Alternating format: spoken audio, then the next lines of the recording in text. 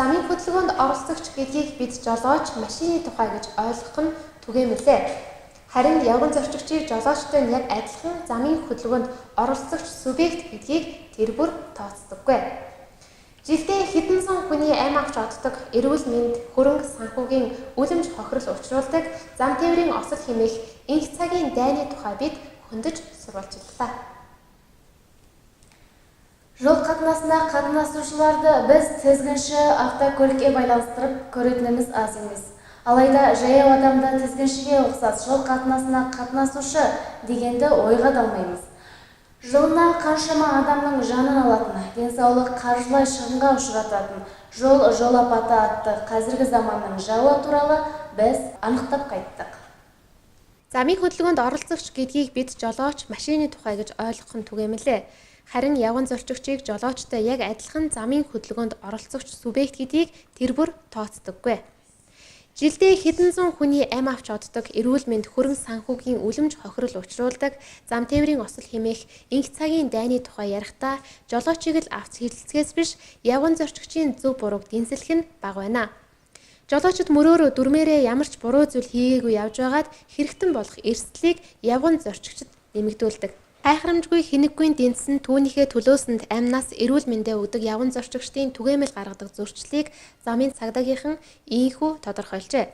Явган хүний гарцын шугам гарамгүй газраар зам хөндлөн гарах, гэрлэн дохиод зөрчих, ойртон ирж яваа, зам тээврийн хэрэгслийн урдуур гүйх, автомашинаас буугаад урдуур нь тойрч зам руу орох, замын зорчих хэсэгдэр буюу зорчих хэсгийн захаар явах, согтууруулгундаа хэрэгэлсэн үедээ замын зорчих хэсэгтэйгээр явах, хэвтэх, замын голоор тавьсан тусгаарлах хайс ашиглагыг давах, шургах, замын хөдөлгөөнд анхаарал болгоомжгүй оролцох, зам хөндлөн гарахдаа гар утсаар ярих, чихвчний хөгжим сонсох, мессеж бичих гэх мэт зэрэг нь автомашинд дайруулж мөргүүлэх, зам тээврийн осолд өртөх шалтгаан болж байна. Гэвч нөгөө талаар энд хөндөгдөхгүй өнгөрч боломгүй ноцтой зөрчил манай аймагт байсаар байна. Манай аймагт явган хүний гарц, явган хүний зам гэдэг зүйл үнэхээр алга байгаа юм. Тодорхойлбол Баяулгын аймгийн төвд явган хүний цагаан шугаман гарц октоосоо байхгүй байсаар байна.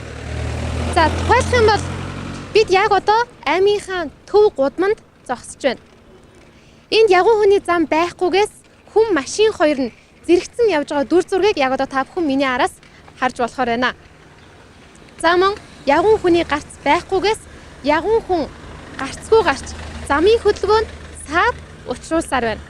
Энд нэг та бүхэнд хэлэхгүй өнгөрч боломгүй манай аймгийн зам тээвэртэй холбоотой статистик тоо баримтыг хэлэхгүй өнгөрч боломгүй байна. Тодруулах юм бол манай аймагт 2015 онд 14 зам тээврийн хэрэг гарч 2 хүний эрдэнэ тань үргэлжсэн. 2016 онд зам тээврийн 21 хэрэг бүртгэгдэж 19 хүн амь насаа алдсан байна. Нас барсан хүний тоо өмнөх оноос 92% өссөн. Үүнээс болж нийтдээ 2015-2016 онд 21 хүний эрдэнэ тань эрсэтсэн харамсалтай тохиолдол байна. Тэдний 6 нь бага насны хүүхэд байсан. Гэтэл манай аймаг автомашиныхаа тоогоор улсдаа 3-т ордог. Автомашиныхаа тоогоор улсдаа 3-т ордог. Гэтэл 2009 оноос хойш Үлгийн сумын нутаг дэвсгэрийн засмал зам дээр их засвар, урсгал засвар, за аль эсвэл ямар нэгэн замын тэмдэглэгээ октоос хийгдэг байна. 2009 оноос хойш эрхэм үзэгчтэй. Энэ бүгдийг өнөөдрийг хүртэл ард иргэдэнч тэр, их баригчдэнч тэр октоосоо тоолгүй байсаар байх ёстой зүйл мэтэр хүлээн зөвшөөрсөөр өнөөдрийг хүрсэн нь харамсалтай байна.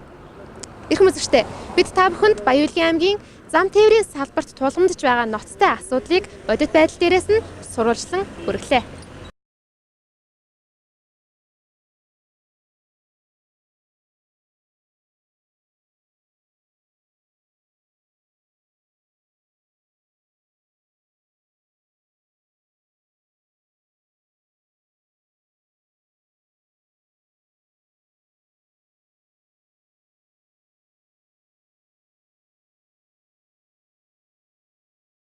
Энэ жил мөн адил бас аймаг зүгийн удирдлагууд ингээд хөргүүлсэн байгаа. Одоо жишээ нь ингээд ийм зурган дээр бол бид нар ингээд аваад тодорхой нотлох баримтаа ингээд удирдал танилцуулсан байгаа.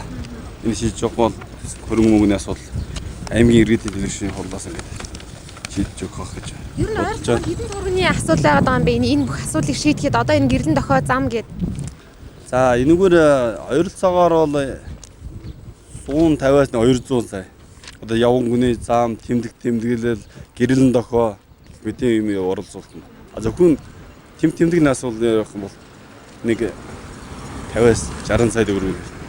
Тэгээд зогсоор нэг нүснийг шийдэхгүй бол одоо энэ ялангуяа энэ та гэд харж байгаа энэ явган хүмүүс дандаа энэ замаар их явдаг. Тэгээд тэврийн гэрсний хөдөлгөөнд саадуулшруулдаг. Цаашлаад шүргүүлдэг, мөргүүлдэг асуудал их гарч байгаа. Баяулгийн аймагт явган хүний цагаан шугаман гарц огт байхгүй. Мөн тэрлэг зах, самаал төв, төв талбайн хойд хэсэг гээд хөл хөдөлгөөн ихтэй төв замуудад явган хүний зам байдаггүй.